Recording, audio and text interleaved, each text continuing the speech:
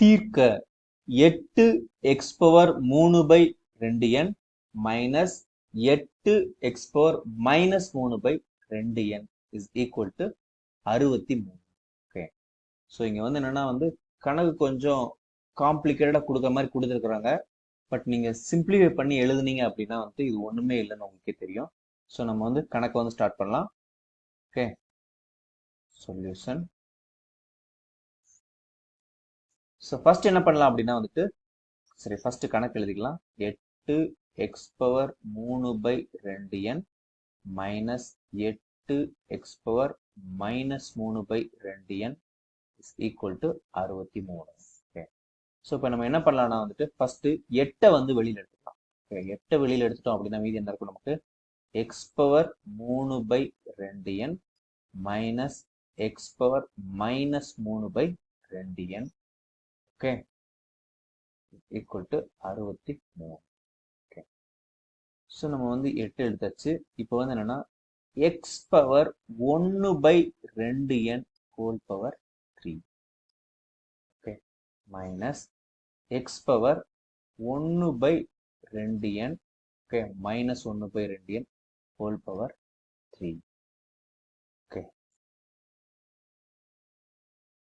is equal to 63. இதெல்லாம் என்னது? அடுக்கு விதிகள். ஓகே, ஸோ நம்ம இப்போ என்ன பண்றோம் அப்படின்னா இதுக்கு ரியல் மீனிங் என்ன அப்படின்னா x⁻1/2n பவர் 3 மைனஸ் இங்க என்னது பவர் மைனஸ் இருக்குதுன்னா அது கீழே வந்துடும். 1/x power, okay, 1/2n whole power 3. this is equal to 63. So நம்ம இப்போ என்ன பண்றோம் அப்படின்னா let y is equal to x power 1/2n. Okay, so இப்படி நம்ம சப்ஸ்டிட் பண்ணும்போது நமக்கு என்ன கிடைக்கும் அப்படின்னா இது 8 பெருக்கல் இது என்னது y³ மைனஸ் 1/y³. அவ்வளோதான், சிம்பிள் ஆயிடுச்சு. ஓகே, ஸோ இப்போ என்னன்னா இங்க 8 இருக்குது. இங்க எல்சிஎம் என்னது y⁴3. இங்க என்னது y⁴6 minus 1.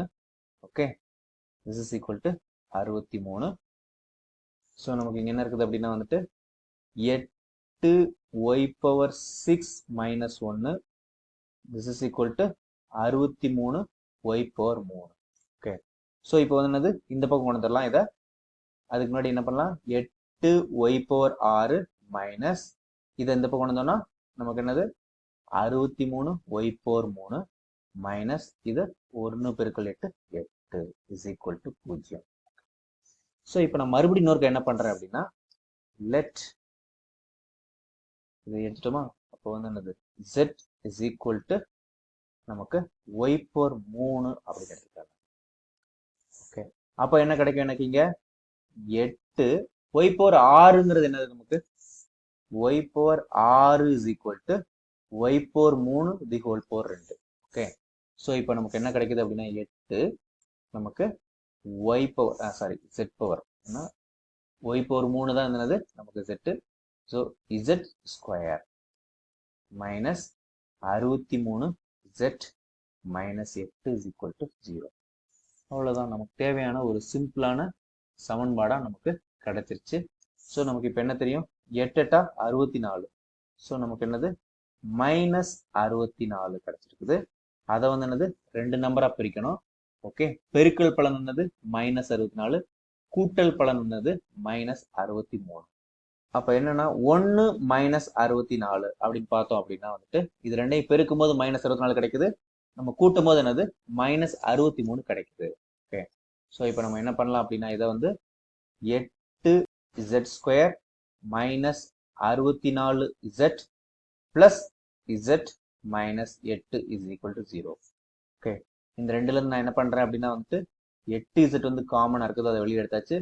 So z minus இங்க 64 8 போச்சு அப்படின்னா நமக்கு 8 z ஆல்ரெடி எடுத்ததுனால இது z மைனஸ் 8 பிளஸ் இது ரெண்டுல என்னது ஒண்ணுமே இல்லைங்கும் போது 1 இருக்குன்னு எடுத்துக்கலாம். So z minus 8 is equal to 0. இப்போ என்னது z மைனஸ் 8 என்னது காமனா இருக்குது. ஸோ மீதி என்ன இருக்குது இங்க 8z plus 1 is equal to 0. Okay, so நமக்கு என்னது ரெண்டு நம்பரை பெருக்கும்போது பூஜ்ஜியம் இருக்குதுன்னா ரெண்டுல அது ஒரு நம்பர் கண்டிப்பா பூஜ்ஜியமா இருக்கணும். ஸோ இசட் மைனஸ் 8 வந்து பூஜ்ஜியமா இருக்குது அப்படின்னா என்ன அர்த்தம்? இசட் இஸ் ஈக்குவல் டு 8ன்னு அர்த்தம்.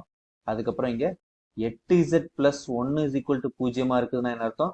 நமக்கு 8z is equal to minus 1ன்னு அர்த்தம். So Z is equal to minus 1/8 அப்படின்னு அர்த்தம். ஓகே, ஸோ நமக்கு என்ன தெரியும் அப்படின்னா வந்துட்டு Z is equal to Y cube. So அப்போ வந்து என்னது Y cube is equal to 8. So Y cube is equal to 8 அப்படின்னா என்னது ஒய் வந்து என்னது நமக்கு 2. ஓகே, ஸோ அதே தான் இங்கேயும் என்னது z is equal to Y cube அப்படிங்கிற காரணத்தினால நமக்கு என்னது Y cube is equal to minus 1/8 இருக்குது. ஸோ அப்போ ஒய் அப்படிங்கிறது என்னது மைனஸ் 1/2 தான் இருக்கும். ஓகே, ஸோ நமக்கு என்னது ஒய்யோட நமக்கு முடியலை, நமக்கு தேவை என்னது எக்ஸ் தேவை. Y is equal to X power 1/2n. So இப்போ வந்து என்னன்னா நமக்கு ஒய் இஸ் ஈக்குவல் டு 2 அப்படின்னு கிடைச்சிருக்குது. இங்கே வந்து என்ன இருக்குது Y is equal to minus 1/2 கிடைச்சிருக்குது. ஸோ நமக்கு என்ன தெரியும் Y is equal to X power 1/2n தெரியும். So Y is equal to X power 1/2n அப்படிங்கிறது நமக்கு தெரியும். ஸோ இப்போ நமக்கு என்ன இருக்குது X power 1/2n is equal to 2. Okay, so நமக்கு தேவை வந்து எக்ஸு. ஸோ அப்போ நம்ம என்ன பண்ண போறோம் அப்படின்னா வந்து இங்க 2n பவர் எடுக்கிறோம். ஓகே, அப்போ வந்து என்னது X power 1/2n power 2n is equal to 2 power 2n. Okay, so இங்க 2n வந்து என்னது நமக்கு இங்க கேன்சல் ஆயிரும். கேன்சல் ஆனிச்சுன்னா நமக்கு என்ன கிடைக்கும், மீதி இங்க எக்ஸ் கிடைக்கும். So X is equal to இங்க 2 பவர் 2ங்கிறது என்னது 2 power 2 whole power n. So X is equal to 4 power n. Okay, so நம்ம என்ன பண்ண போறோம்னா இந்த பக்கமும் அதே ப்ரொசீஜர் வந்து ஃபாலோ பண்ண போறோம். ஒய் வந்து என்னது minus 1/2. So minus 1/2 is equal to X power 1/2n. Okay, so நமக்கு என்ன பண்ண போறோம் அப்படின்னா வந்துட்டு 2n பவர் வந்து நம்ம எடுக்க போறோம் இப்ப. So minus 1/2 power 2n is equal to நமக்கு இங்க X power 1/2n power 2n. Okay, so இங்க வந்து என்னது 2n வந்து என்னது கேன்சல் ஆயிரும். ஸோ நமக்கு என்ன கிடைச்சிருக்குது அப்படின்னா எக்ஸ் இஸ் ஈக்குவல் டு கிடைச்சிருச்சு. ஓகே, ஸோ நமக்கு இங்க என்னது மைனஸ் 1/2 பவர் 2n. ஸோ அப்போ நமக்கு என்ன ஆன்சர் வந்து என்னது மைனஸ் 1/2. இங்க பவர் 2 இருக்கிறதுனால, அதாவது இது வந்து ஒரு இரட்டைப்படை எண்ணாவே இருக்கும். அதனால என்னது இது வந்து எப்பயுமே பிளஸ் ஆயிரும். So 1/2 power 2n. Okay, so X is equal to 1/4 power n.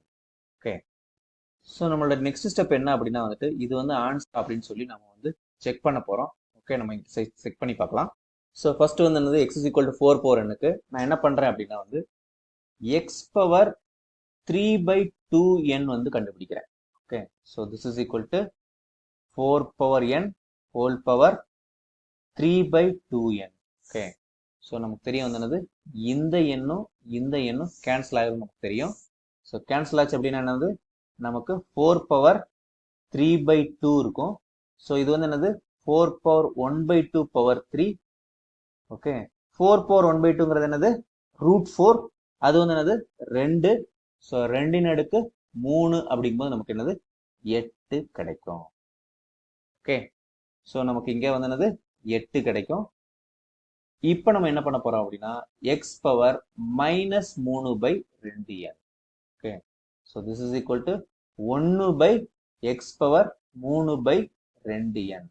So this is equal to இது வந்து என்னது 8ன்னு கண்டுபிடிச்சிக்கோம். அதனால இது வந்து என்னது 1/8. ஓகே, ஸோ இப்போ வந்து என்னது கணக்கு வந்து என்னது 8 left hand side. So left hand side என்ன இருக்குது நமக்கு 8 பெருக்கல் 8 மைனஸ் 8 பெருக்கல் 1/8. ஸோ இது வந்து என்னது 8 64 மைனஸ் 1 வந்து என்னது 63. இது வந்து என்னது RHS. ஓகே, ஸோ நமக்கு இது வந்து என்னது சரியான ஒரு விடை. ஓகே, ஸோ நம்ம இப்போ என்ன பண்ண போறோம் அப்படின்னா வந்துட்டு X is equal to 1/4 power n. Okay, so அதுக்கு வந்து செக் பண்ணலாம். ஸோ 1/4 பவர் nங்கிறது என்னது 4 power minus n. Okay, so இப்போ வந்து என்ன பண்ண போகிறோம் அப்படின்னா வந்து அதே தான்.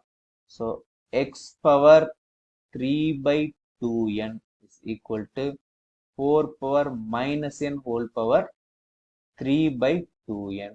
திஸ் இஸ் ஈக்குவல் டு நமக்கு என்ன தெரியும், n வந்து கேன்சல் ஆயிரும் தெரியும். Okay okay. ஸோ இப்போ வந்து என்னது நமக்கு 4 பவர் மைனஸ் ஓகே 3/2. ஸோ மைனஸ்னா நீங்க வந்து கன்ஃபியூஸ் பண்ணீங்கன்னா பவர்ல தான் மைனஸ் இருக்குது.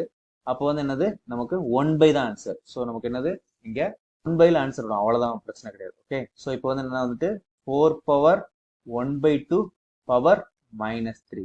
ஸோ 4 பவர் 1/2 அப்படிங்கிறது என்னது நமக்கு √4, அது வந்து என்னது 2. ஸோ 2 பவர் -3 அப்படிங்கிறது என்னது 1/8. ஓகே. ஸோ நமக்கு இங்க எக்ஸ் பவர் 3/2n, அதாவது எக்ஸ் பவர் -3/2n என்னது 1/x power 3/2n. So this is equal to 1/1/8 is equal to 8. So இப்போ வந்து என்னது நமக்கு LHS இஸ் ஈக்குவல் டு நமக்கு இங்க 8 பெருக்கல் நமக்கு என்னது இங்க எக்ஸ் பவர் 3/2 என்னது 1/8.